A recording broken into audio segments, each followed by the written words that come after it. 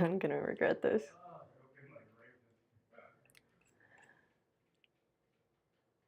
Hey Hacksters, so I'm pretty sure I'm gonna regret wearing these, but there's a reason for it. It's a long day, or a long weekend rather, if you are in the US. It's Memorial Day, and hopefully you get Monday off to, celebrate however you choose. Um, of course, the weekend starts with Saturday, and last weekend we released the Catterday project with Anouk Viprecht. So this is the through-hole version of her light-up kitty ears. She designed this 3D model that I'm wearing on my head. If you want one, it's actually a little small for me. I think it's designed for children, to be friendly to children, but grown-ups can wear it too. Anyone can be a cat for Catterday.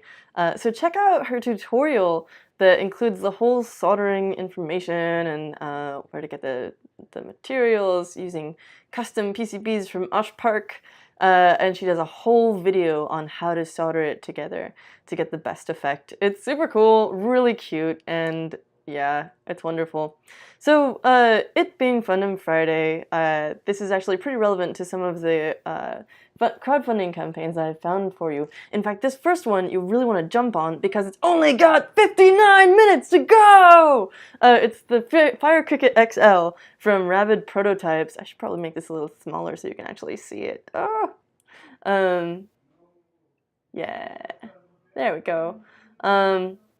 Yeah, the Fire Cricut XL is designed for example, cosplayers, anyone who's making costume props like these. If you want to make something a little bit more involved,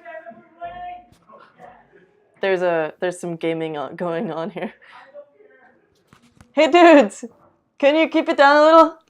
Thank you. They're very excited. It's a long weekend, it's a Friday.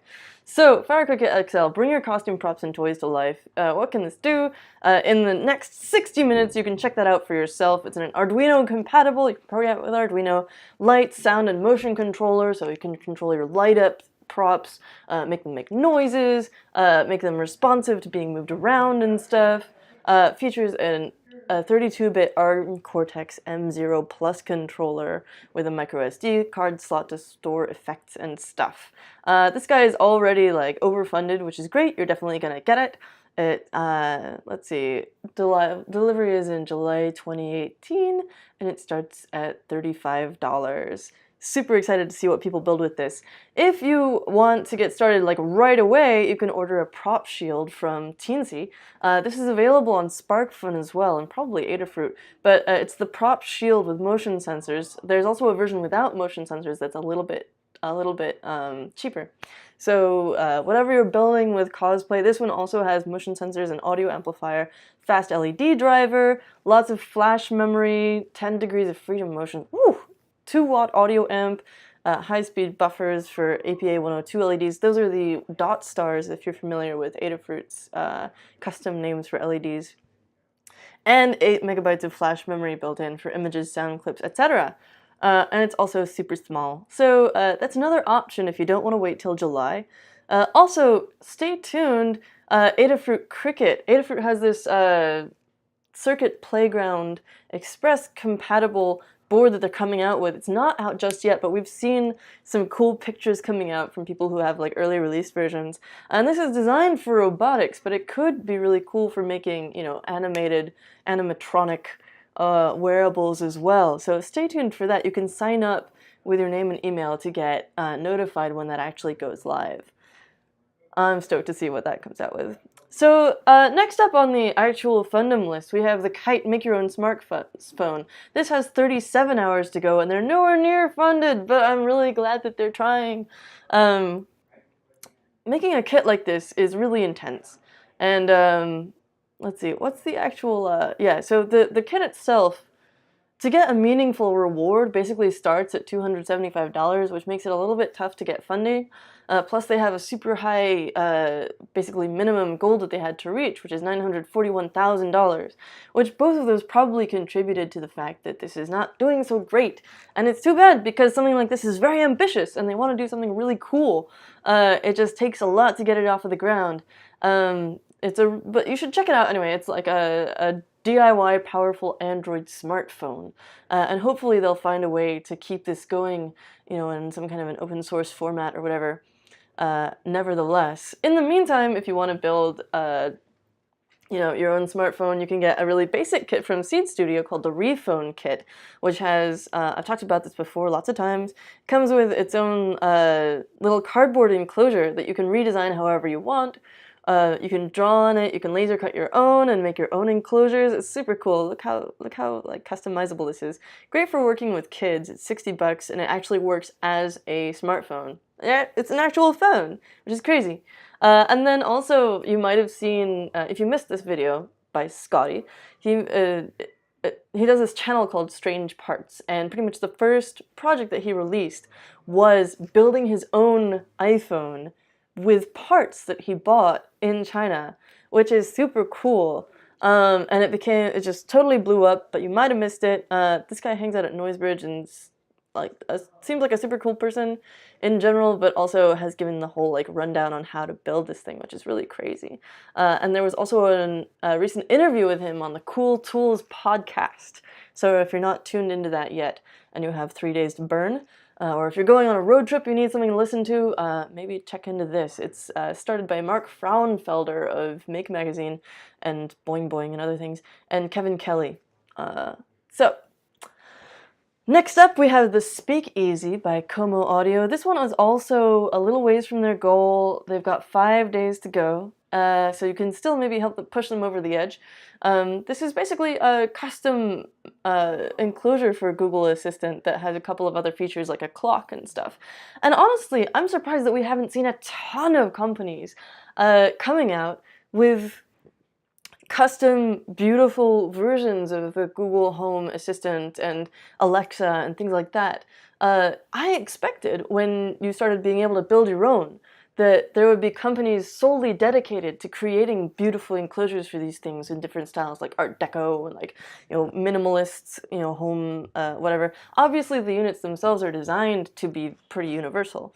But, there's all kinds of little extra things that you can add on to them and stuff. And you can also make devices that respond to all of the assistants in one. So, yeah, you can support this one, Speakeasy by Como Audio. All the links for these are in the descriptions, by the way. 5 days to go, ships November 2018, and again, the lowest option is $220.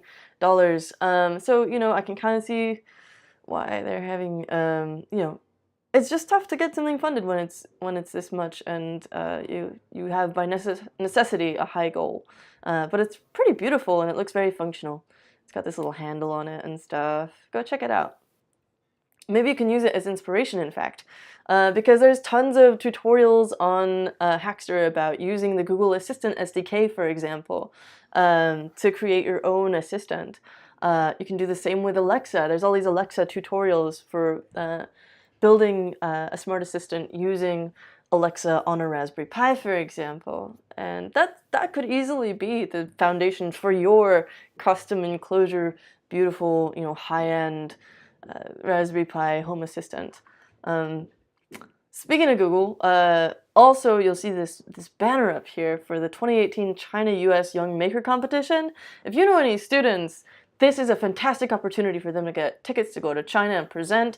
It's going to be amazing. The really cool thing about this contest, if you go to Hackster.io/contest, there's all kinds of things going on all the time. The crazy thing about this one is that there's no requirement for what you have to use. You don't even have to use anything made by Google.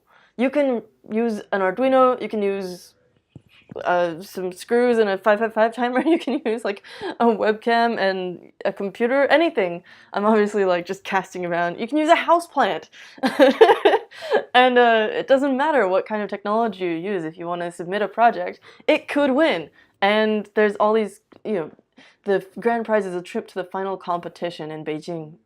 So tons of really cool options here. Plus you could win a Google Home or an AIY voice kit, both of which are also really cool. So if you want to get started in assistant hacking, this is not a requirement. Again, you can build anything, but you could also win something that could help you along in your journey. Next up, we have the Mimic Arm. I love this kind of project. It's basically makers creating businesses to help other makers learn and create their prototypes. So it's an AI robot simple and approachable. This one is over twice funded, so they're definitely going to get actually the ability to deliver, but they only have 4 days to go, so join in now if you want to get it. In June 2018. And the basic kit is $140. It comes in different colors too. It's so cute. I don't know if they agree with their assessment of that color is green, but other than that, I can't find any faults with this project. Check out, they've got some pretty beefy servos on there. And I, of course, have a huge affection for this because I recently made my own AI robot, which is called Archimedes, and I've got to just pull him in here again because he's also relevant to the Google stuff. There's a Google AI kit in here, and everything in this video is blue. And yeah, just there's tons of stuff that you can do with assistants and with like AIY critters and things. And there's so many ways that you could dress up these little robots. They've got googly eyes on them. If you want to get started learning about AI, this seems like a great way to do it. Where'd the googly eyes go? There we are. It's Friday. Hello. And next up there's one, oh, I didn't put this link in. I'll put this link in the description. 20 days left on the Lync, LYNQ, location tracking for even when cell phones fail. This is a really cool, very sort of Maker Pro product. They were actually at our dinner in CES earlier this year in Vegas, and you can locate people with this cool sort of beacon radar indicator that's just like a little dot around the edge of the screen, and it shows proximity as well as direction, which is really cool. You don't need to have another mesh network. You don't have to have, or rather, a cell phone connection or Wi-Fi or anything. You don't have to pay a monthly fee. You just buy the little thingy and you're ready to go. I think it's got a little carabiner on it, which makes it really easy to keep track of it. And yeah, how much is this guy? $370 for a group of 5. Your initial pack is going to be 150-ish, and then you get 80 each for the additional add-on units. So you can get them in various packs and stuff. They're already like way overfunded, 833% funded, with 20 days left to go. When are we shipping? We are shipping November 2018. So great for people who are doing adventures and stuff. We also have a blog post that goes into a bit more detail about this on our blog, which is blog.hackster.io, in case you're not familiar. Cabe Atwell is one of our contributors. And finally, this is one that I think is just kind of silly. Because yes, it's cool. It turns your foot into a controller for gaming, which is kind of like what they did with pipe organs back in the day. They're like, I don't have enough limbs. I need to get more efficiency with this instrument. I'm going to put things on my feet too. Or like, they use pedals, you know. This is basically the pipe organ of gaming wearables. I don't know. So basically it lets you use your feet as well as your hands, you know, just like people do with drums and pianos and stuff. So as a musician, I think it's a really cool idea that should have been applied to much more technology before now.